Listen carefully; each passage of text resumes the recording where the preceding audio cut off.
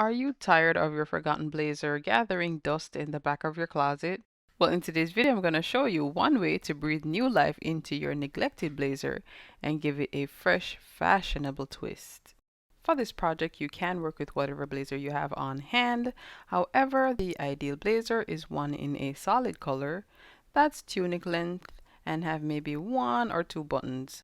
It definitely needs to be lined and loose fitting. The one I'm using I already had on hand. It's a little tighter than I would like, but I'll resize it somehow. Before we get started, try on your blazer and use a pin to mark your underbust line. Alright, let's dive right in.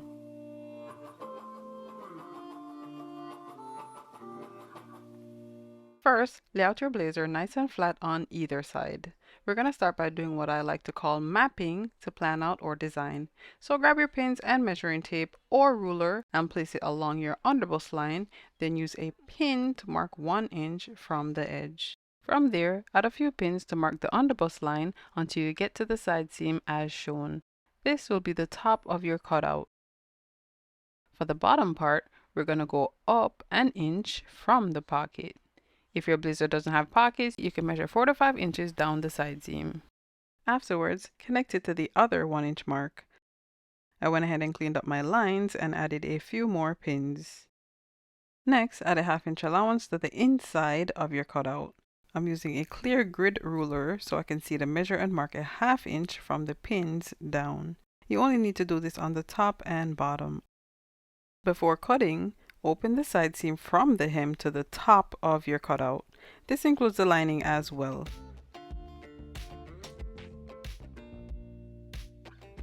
Afterwards, you can go ahead and remove the pins. And the reason why we remove the pins is to adjust the lining underneath so it's laying flat. I recommend placing pins back around the cutout afterwards to keep the fabric from sliding around, as lining tends to be slippery. Cut following the allowance line.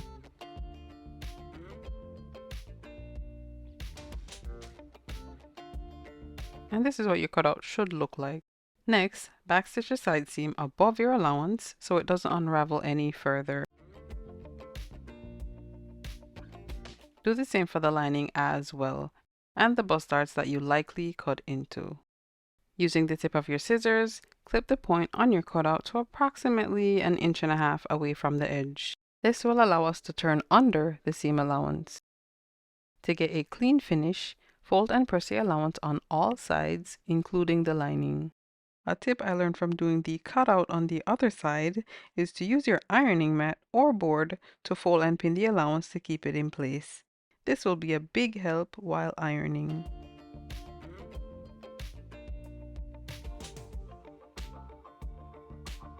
Once you are through pressing all your seams, it's time to install your zipper.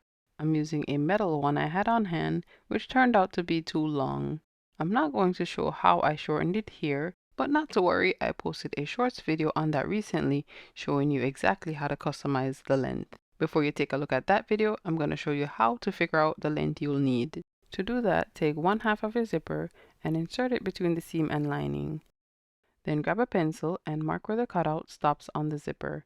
Afterwards, put the zipper back together and mark the other side as well.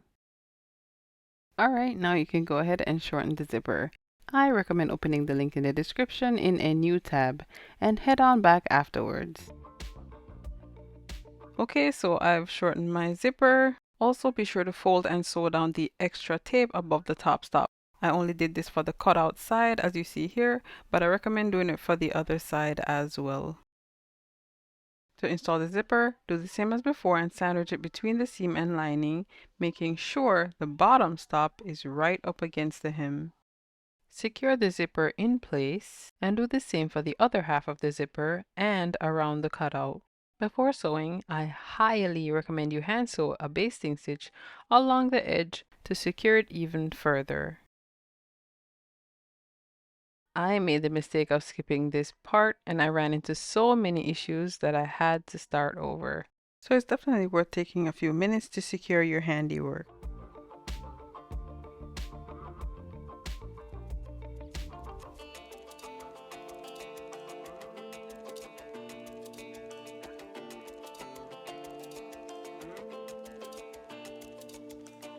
Now that we finished this side, Let's move on to the other, which will be much easier since we'll be using this cutout as a guide. Fold the blazer in half with right sides together and side seams aligned. Then outline the cutout on the opposing side by pinning around the edge as shown. Next, double check that they're symmetrical, then start by opening the side seam between the pin markings. Like before, add a 1/2 inch allowance on the inside of the cutout, then go ahead and cut following the allowance line. Afterwards, clip the point, which will allow you to turn under the seam allowance. But first, reinforce those seams and darts that you've likely cut into. Next, turn under the allowance and press using the technique I mentioned earlier, which involved working in sections on an ironing board or mat and pinning as you go along. In case you haven't noticed, I curved the corners of my hem.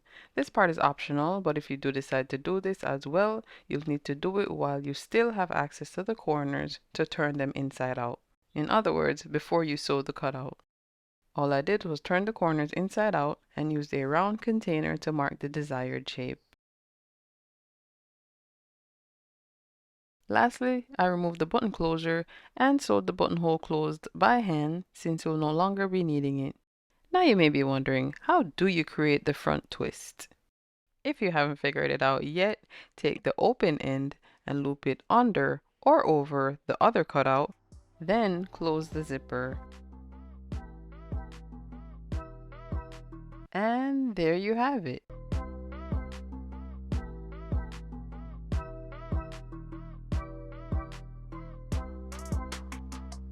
Here, I wore the blazer with a fabulous push-up adhesive bra that I found, which I'll link below. But it will also look great layered over a top as well.